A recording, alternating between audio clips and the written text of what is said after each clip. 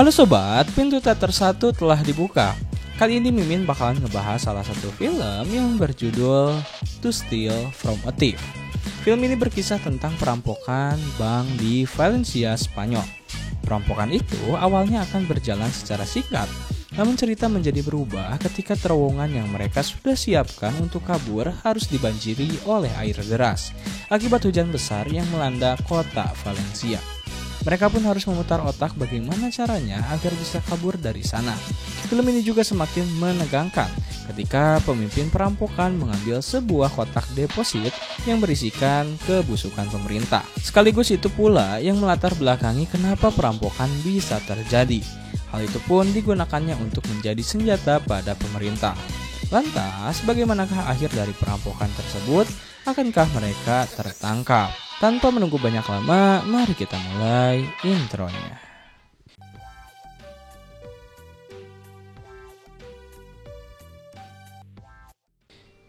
Scene diawali di kota Valencia, Spanyol. Saat itu kota sedang diguyur hujan deras. Bahkan itu menyebabkan masalah lalu lintas yang serius. Terlihat juga keadaan kota yang begitu padat merayap. Di tengah kemacetan itu, seorang sekretaris bank yang hendak pergi ngantor bernama Sandra tengah menelpon seseorang.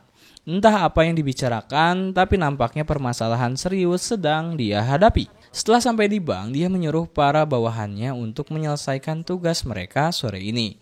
Dengan nada yang sedikit menekan, sontak para karyawan itu pun menjadi bertanya-tanya, ada apa dengan Sandra? Lanjut, di bank yang dikenal dengan nama Mediterania Valencia ini, kita juga diperlihatkan bagaimana orang-orang sedang berusaha melobi orang bank agar mereka bisa mendapatkan pinjaman uang dari sana. Di tengah jam sibuk tersebut, tiba-tiba sekelompok perampok datang dan menyuruh semua yang ada di sana untuk tiarap. Para perampok itu juga memasang sebuah bom yang bisa meledak kapan saja di badan mereka. Itu artinya siapa saja yang mengacaukan perampokan, maka kelompok itu bisa saja meledakkan seisi bank. Melihat hal tersebut, lantas security di sana pun menurunkan pistolnya. Sedangkan pintu keamanan yang dilapisi baja pun ditutup oleh perampok. Ketika Sandra menelpon seseorang di ruangannya, dia ternyata telah masuk ke dalam daftar hitam alias orang-orang yang tersandung kasus korupsi. Sandra pun langsung lemas mendengar hal tersebut. Lalu tak lama dari situ Sandra yang tak tahu apa-apa tiba-tiba didatangi oleh salah satu perampok yang bernama Gallego. Sedangkan di lantai bawah, seorang teller bank dengan beraninya menekan tombol darurat, yang dimana itu akan membuat polisi berdatangan. Sontak, hal itu membuat ketua perampok yang bernama Uruguay langsung menghajarnya. Uruguay juga menyuruh salah seorang anak buahnya yang bernama Loco untuk mematikan semua CCTV yang ada di bank itu, agar aktivitas mereka di dalam bank tidak bisa diketahui oleh pihak luar. Karena tadi alarm darurat sudah dipencet, maka perampokan akan berjalan sedikit lama. Uruguay juga melakukan para sandera dengan baik. Dia mempersilahkan orang-orang untuk menelpon kerabat, anak, dan pasangan mereka yang ada di luar dalam waktu singkat, alias 1 menit. Setelah itu semua alat komunikasi harus diserahkan pada perampok. Di sisi lain Sandra mendapat perlakuan yang beda. Dia dibawa ke sebuah ruangan oleh Gallego. Di sana Gallego membuat jalan untuk kabur. Dia membuka karpet yang letaknya di bawah meja dan akan membobolnya. Sedangkan di ruangan penyimpanan uang, brankas mulai dibongkar untuk mencuri semua uang yang ada di sana sebanyak-banyaknya. Uruguay juga melihat keadaan di luar bank. Sekarang polisi mulai banyak berdatangan. Melihat hal itu, wajahnya berubah jadi sedikit panik. Kembali sedikit ke brankas. Sekarang tempat penyimpanan uang sudah mulai terbongkar. Sampai sini kita bisa melihat bahwa perampokan bank ini bukanlah perampokan biasa. Mereka sudah merencanakan ini dengan sangat matang dan masing-masing perampok menjalankan tugasnya dengan serentak. Saat Gallego sudah berhasil membobol jalan keluar, ternyata ada sebuah terowongan yang sudah dibuat di sana. Namun sayangnya ketika dicek terowongan sudah dibanjiri oleh air dan arus yang kuat karena seisi kota sedang dibanjiri hujan deras. Bahkan volume air semakin naik seiring hujan berlangsung. Di waktu yang sama, pihak polisi juga mulai mempersiapkan segalanya untuk menghadapi para perampok, lengkap dengan seorang negosiator kondang bernama Dom. Dom pun menghubungi bank agar tersambung dengan pihak perampok. Lantas Uruguay yang menjawab telepon langsung menyatakan bahwa dirinya dan para perampok akan meledakkan seisi bank, berserta dengan Sandra yang ada di dalamnya. Saat itu Dom hanya bisa terdiam. Setelah itu Gallego langsung melaporkan keadaan terowongan kepada Uruguay, dan keadaan pun menjadi serba salah sekarang, karena mereka tak akan bisa melewati terowongan dengan membawa semua uangnya. Namun keputusan Uruguay saat itu masih sama. Lakukan dulu semuanya sesuai rencana, ucap Uruguay. Setelah Uruguay dan yang lainnya pergi dari ruangan itu, lantas Sandra mengatakan pada Gallego yang tinggal berdua di sana untuk bernegosiasi. Sandra menggertak bahwa dirinya memiliki nasib yang sama seperti Gallego. Dia telah dibuang oleh para aparat pemerintah. Sandra pun ingin keluar dari bank itu dengan sesuatu yang berharga. Lalu Sandra memperlihatkan sebuah rekaman video pada Gallego di mana seseorang melewati suatu ruangan dengan membawa harddisk di tangannya. Siapakah pria tersebut dan apa yang di dalam harddisk itu? Lanjut, di lain tempat terlihat seorang wanita bernama Marina sedang menunggu suaminya yang sedang dirawat di rumah sakit bernama Soriano. Saat itu, Marina yang juga melihat berita perampokan di bank langsung menelepon seseorang. Dia mengatakan bahwa Soriano memiliki kotak deposit di sana, dan itu hal buruk bagi Soriano. Sehingga di sini kita diberitahu bahwa pria yang tadi membawa harddisk adalah Soriano. Lantas, orang yang tadi ditelepon pun langsung menyambungkannya kepada salah satu staf kepresidenan bernama Ferran. Ferran yang mendapat berita tersebut langsung mulai serius menanggapi perampokan Bank Valencia itu. Pasalnya jika kotak deposit Soriano diketahui, maka akan sangat berbahaya bagi pemerintah. Scene berlanjut di sebuah ruangan. Di sana sudah berkumpul para staf pemerintahan termasuk Ferran. Diketahui di sini bahwa isi yang ada di dalam harddisk itu adalah semua daftar hitam pemerintah. Soriano sengaja menyimpan harddisknya di bank tersebut agar tak menimbulkan kecurigaan. Para staf pemerintahan juga ingin mengambil langkah aman dengan membantu para perampok agar bisa segera keluar dari sana. Dengan harapan kotak deposit Soriano aman tak disentuh oleh siapapun. Berlanjut kepada Gallego dan Sandra. Kali ini Gallego hendak memberikan suatu kantung kecil pada Sandra. Lalu Gallego pun menukarnya dengan informasi nomor kotak deposit Soriano. Dan Sandra berkata, kotak bernomor 314. Sementara itu Uruguay terlihat sedang mencari sesuatu di komputer. Tapi nampaknya dia belum bisa mendapatkan yang dia cari. Lalu, tiba-tiba Loco datang dan memberitahu bahwa suasana di luar semakin serius, dengan hadirnya polisi bersenjata lengkap. Lantas, Uruguay langsung menelpon Dom dan memberi peringatan, jika tim taktis itu masuk maka bank akan meledak. Dom pun berusaha untuk menenangkan Uruguay dan meyakinkan bahwa mereka tetap sepakat dengan keputusan awal. Lalu di sisi lain, Gallego memeriksa jalan keluar yang semakin tipis kemungkinannya, sehingga menyuruh tim berangkat segera mengemas barang-barang mereka untuk bersiap pergi dari sana. Dan Uruguay pun menyuruh seluruh sandera untuk bergerak ke ruangan lain. Namun berbeda nasib, beberapa sandera disuruh untuk memakai rompi peledak dan 3 diantaranya memegang senjata mainan. Hal ini dilakukan untuk mengecoh tim sniper senjata. Tapi beruntungnya tim sniper tak langsung menembak para perampok karena mengetahui jika itu hanya sebuah perangkap. Setelah itu Gallego mendatangi Uruguay yang sedang berada di brankas tempat penyimpanan uang. Disinilah drama dimulai. Gallego membuka obrolan soal kotak deposit Soriano dan kebetulan Uruguay juga sedang membuka kotak nomor 314 itu. Ternyata Uruguay disuruh oleh seseorang untuk mengambil harddisk Soriano. Gallego pun merasa dibohongi oleh Uruguay dan mereka menjadi tak saling percaya satu sama lain. Sempat terjadi debat kecil antara mereka yang membuat para perampok cekcok. Namun karena waktu yang singkat, mereka pun langsung pergi ke terowongan bawah tanah dan menutup lubangnya dengan meja.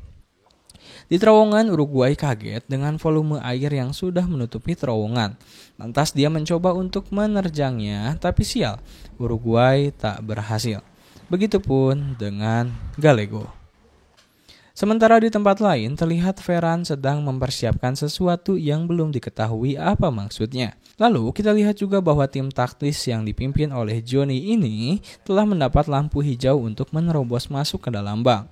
Namun nampaknya Dom tak setuju dengan hal tersebut.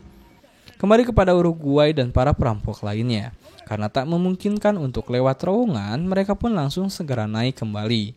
Saat itu karena Uruguay sadar bahwa polisi akan masuk dan Dom pasti menelpon, dia langsung berlari ke arah telepon tersebut. Untungnya dia segera mengangkat teleponnya dan meminta sejumlah makanan untuk mereka dan para sandera. Dom pun mengiyakan permintaan tersebut dan langsung mengirim makanan ke dalam bank. Sedangkan tim taktis mendapat arahan agar tak jadi melakukan penyergapan. Perlu diketahui arahan itu datang dari salah satu staf kepresidenan. Kita sebut saja Bapak Agus. Pak Agus di ruangan meeting staff memberitahu bahwa dia menyewa salah satu agen rahasia yang bisa mereka andalkan, yakni Uruguay. Jadi Uruguay di sini sebetulnya sedang melaksanakan tugas dari pemerintah untuk mengambil kotak tersebut. Singkatnya adalah Sariano merupakan orang yang ingin membongkar rahasia para koruptor di pemerintahan. Orang-orang yang bersama dengan Ferran adalah pihak yang tak ingin rahasia itu terbongkar di publik. Dan Pak Agus ini menyuruh Uruguay untuk mengambil harddisk secara paksa dengan cover perampokan bank. Karena para koruptor itu sadar bahwa mereka tak bisa mengambil harddisk itu dari Sariano secara mudah. Lanjut ketika makanan sudah diambil, para perampok tak langsung memakannya. Justru mereka membagikan sebagian makanan kepada para sandera. Karena ditakutkan ada racun di dalam makanan tersebut. Di tengah ketegangan itu, Loco bisa-bisanya menyukai salah satu wanita. Hal itu diungkapkannya kepada perampok lain bernama Varela. Varela yang tahu kelakuan Loco lantas menyuruhnya untuk tak berbuat macam-macam.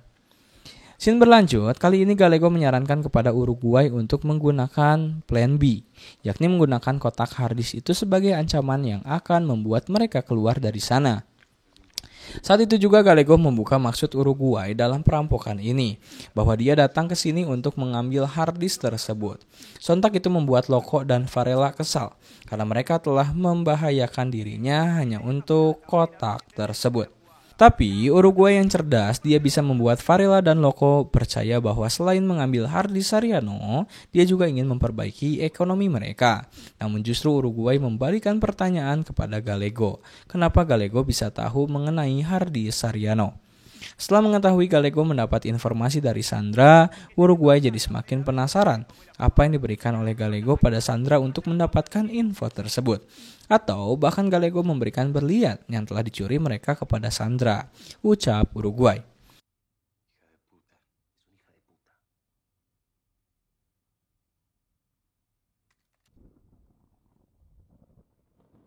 Sontak Uruguay langsung mendatangi Sandra dan menanyai di mana berlian tersebut. Namun Sandra tak mengaku saat itu. Karena kesal memaksa Sandra, Gallego menghadang kepala Uruguay.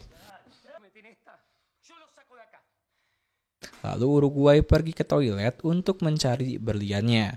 Ternyata Uruguay hanya mendapati kantung kecilnya saja.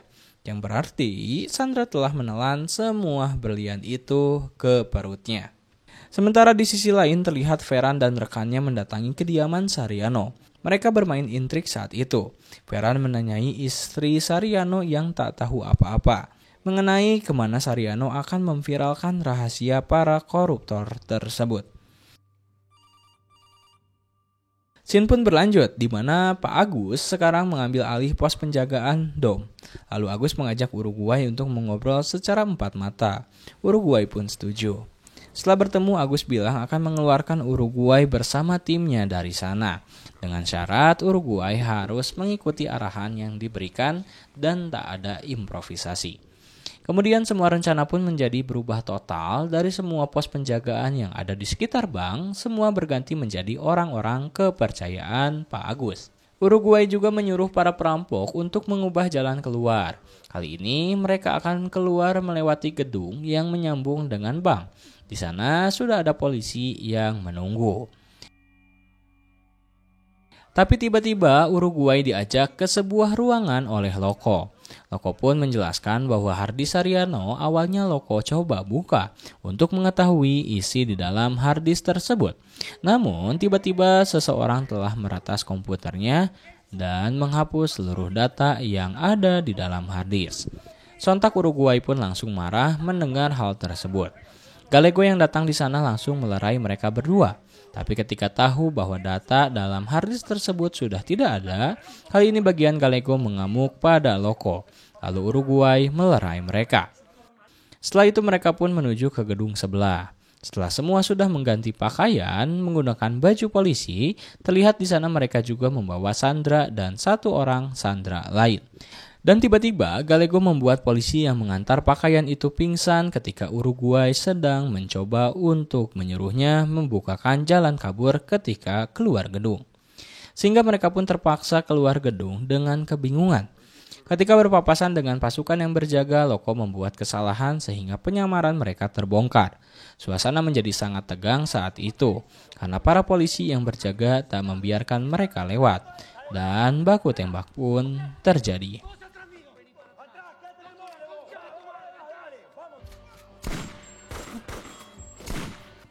Sayangnya justru malah Sandra yang menjadi korban tembakan. Uruguay bersama kelompoknya terpaksa harus balik lagi ke Bank Valencia. Di tengah pelarian, Sandra yang tak kuat menahan sakit lalu dibaringkan oleh Uruguay dan Gallego. Mereka berdua pun memutuskan untuk tak membawa Sandra kembali, karena pasti akan membuat pergerakan mereka melambat dan membiarkan polisi membawa Sandra. Berlanjut di bank. Uruguay langsung menelpon Pak Agus dan mengatakan jika rencana mereka tak berhasil, sehingga Uruguay akan keluar dari sana tanpa rencana dari Pak Agus. Saat itu, Pak Agus juga sengaja menyebutkan nama Uruguay, yang kita sama-sama ketahui bahwa itu akan terdengar oleh semua tim kepolisian. Lantas Uruguay pun mengancam akan memviralkan nama-nama yang ada di daftar hitam. Di salah satu kesempatan, terlihat Uruguay dan Gallego membuka botol minum yang Uruguay sengaja simpan di salah satu kotak sebelum perampokan. Saat itu mereka saling meminta maaf karena telah mengacaukan rencana perampokan. Lalu, scene berpindah di saat Loko membawa wanita yang ia sukai ke toilet. Di sana Loko memberikan sejumlah uang kepada wanita tersebut. Awalnya wanita itu juga bingung kenapa Loko memberikan uang itu. Tapi dia pun akhirnya menerima pemberian dari Loko. Kemudian setelah itu, Uruguay, Gallego, dan Valera berdiskusi bagaimana mereka akan kabur dari sana. Uruguay juga saat itu memberitahu bahwa ada rekannya di luar bank yang siap membantu. Sehingga Uruguay pun menelpon Agus. Dia meminta agar Agus mendatangkan salah satu staf pemerintah untuk diajak berdiskusi. Dengan ancaman dia akan menyebarkan isi Hardy Sariano ke publik. Lalu Agus pun sepakat dengan hal itu. Dom yang ada di sana langsung menelpon salah satu temannya, hanya untuk memberitahu kasus perampokan yang sedang terjadi. Di sisi lain, Ferran yang sedang dalam perjalanan menyuruh rekannya untuk mencari tahu apa saja isi Hardy Sariano, selain daripada rahasia negara. Karena salah satu staf lain memberitahu bahwa nama Ferran juga ada di dalam Hardy Sariano. Setelah beberapa waktu, Uruguay dan Gallego bertemu dengan Ferran di sebuah mobil van. Mereka bertiga berdiskusi untuk mencari jalan keluar dari kasus ini. Ferran menawari mereka untuk keluar dari sana kapan saja tapi dengan syarat memberikan Hardy Sariano. Ditambah harus keluar dengan menyerahkan diri. Namun Uruguay dan Gallego justru menginginkan sebuah bus yang siap untuk berangkat menuju bandara, sehingga bisa keluar dari negara Spanyol dan meminta setengah lalu lintas di kota dilumpuhkan untuk jalur mereka pergi. Mereka berdua akhirnya memenangkan diskusi tersebut, lalu keluar dari mobil van. Berpindah pada Ferran, dia menelpon rekannya dan menyuruh wanita itu untuk menyiapkan rencana baru agar Uruguay dan kelompoknya bisa memberikan Hardy Sariano kepada mereka. Lalu, asisten Ferran yang bernama Christina itu menandatangani Sandra yang sudah berada di rumah sakit sekarang. Christina menanyai tentang keadaan di dalam bank. Tentunya Sandra hanya mengatakan seadanya dan menutupi soal Hardy Sariano. Ketegangan masih terus berlanjut pada Ferran. Kali ini Ferran dipaksa untuk segera menyiapkan busnya. Namun Ferran malah berbalik menyerang Uruguay dengan mengatakan jika Hardy Sariano tak Uruguay miliki. Dan Uruguay juga tak punya video apapun untuk diviralkan. Setelah telepon ditutup, Agus menemui Ferran dan Ferran tiba-tiba mendapatkan pesan untuk segera meninggalkan kota. Dan Agus juga memberitahu Ferran bahwa akan ada perubahan strategi. Sementara itu, Dom sekarang diberitahu oleh pihak kepolisian bahwa kejanggalannya itu benar. Dom baru menyadari orang-orang pemerintah itu sedang menutupi sesuatu yang ada di dalam Hardy Sariano. Kembali pada Christina dan Ferran. Mereka juga jadi penasaran bagaimana latar belakang dan awal karir Santiano. Christina juga yang menyuruh Ferran untuk kembali ke Madrid bersamanya. Namun Ferran punya kehendak lain. Perlu diketahui jika Ferran tak segera berangkat, bisa-bisa dia diringkus oleh pihak kepolisian karena video yang akan segera Uruguay sebar. Kembali ke bank, Loko menyuruh dua sandera untuk mengecek mobil yang akan digunakan pergi oleh para perampok. Terlihat mobil van itu sudah dipasang bom waktu di bawah mobil. Sedangkan Ferran masih meminta waktu kepada Agus untuk dapat membawa Hardy Santiano. Tapi Agus sudah memberikan perintah agar para perampok bisa keluar dalam waktu 5 menit. Dan Agus tak ingin bernegosiasi dengan Ferran kali ini.